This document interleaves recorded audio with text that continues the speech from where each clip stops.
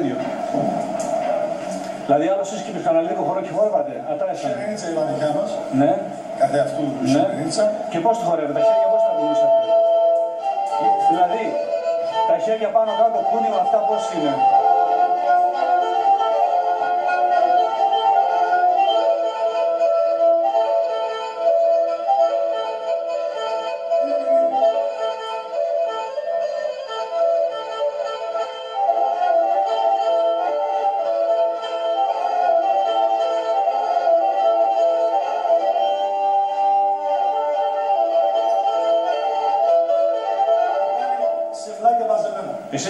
Εσείς 21 χορεύατε, 21.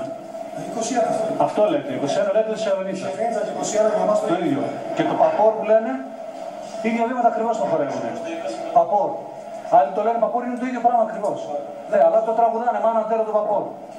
Στο μάνα τέρα το παπόρ, μάνα τέρα το παπόρ, τα σχέμα του μιέται, και χορεύουν αυτό το πράγμα ακριβώς.